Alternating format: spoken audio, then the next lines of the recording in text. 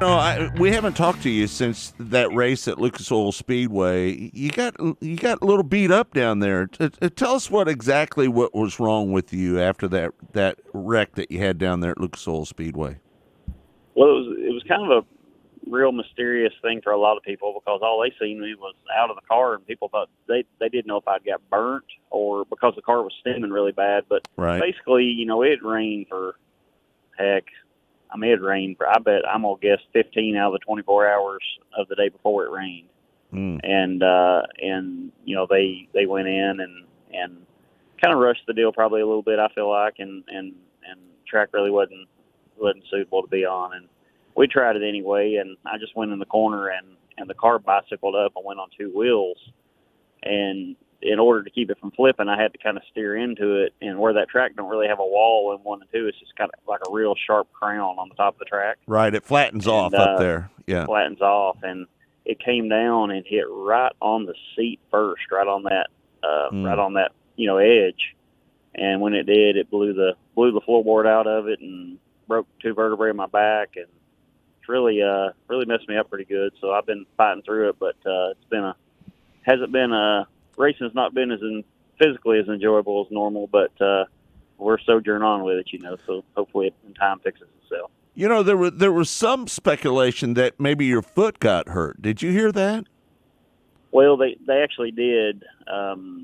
What happened was I got really lucky because the floorboard came up and probably a foot in the car. Yeah. And the clutch pedal went through the bottom of the floorboard. Oh, and man. The brake pedal, where I was on the brakes when it happened, it knocked my foot off the brake pedal and stuck the brake pedal down to the floorboard.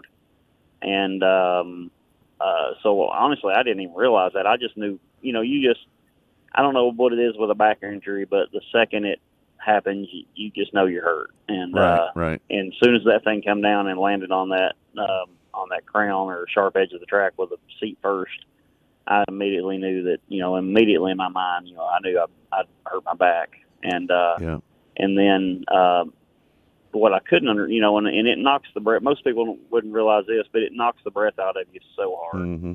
And so when I stopped, I'm like gasping for air, trying to get my composure. And when you can't breathe, you freak out a little bit. Yeah, and, right. So I was really trying to get my composure and get my breath regulated and get some air back in my lungs, and my ankles and feet were hurting really bad, and I couldn't really understand why that was, and I didn't think to look in the floor to see the floorboard, so I just went scrambling, getting out of the car, and when I got out of the car, I couldn't, A, I was leaned over a four-wheeler trying to get my air, and B, I couldn't really support much weight with my feet, Yeah. And couldn't really figure that out, and then finally when I got back to the trailer, I realized that it had drove the floorboard up, so I guess when it hit the ground so hard, it just, I guess it hit the bottom of my feet with the world's largest hammer, so it was just, it was just hard. It was just a weird wreck, and nobody, and the car was sitting there where the motor was really hot.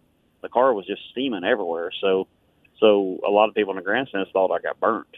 Oh. So nobody could figure out what was going on. I was the only one that halfway knew, so it was a weird wreck. So I guess it was a nice time to kind of clear that up and let the fans know kind of what happened there. Right. Were you a little disappointed that they went ahead and run that race that day? I was, I don't know about all the racers, but I feel a responsibility to the fans and not only the fans, my team, my sponsors, everybody, right, to perform and put on a show and give it all I got every day.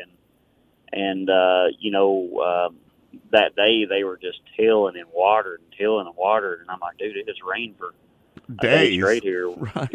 What we're doing. And they just made bad judgment, in my opinion. That's just my opinion. There's a lot of people's opinion that day, I think, that drove. So I was real disappointed. I was bummed out and just getting hurt. It's something that's been going on, thousands of dollars with doctor bills and 2 months of dealing with it now, so it's just been an unpleasant deal, but it's part of the risk, and I understand that, and went and seen some specialists, and Matt Crafton had a friend there that he had hurt his back pretty bad, and he directed me through a doctor that gave me some good advice on it, and they more or less told me, you're not going to be paralyzed or anything, you're just going to be hurt. Sore. Yeah. I said, well, I can I can hurt in the race car or hurt on the couch, so I just seem to be racing.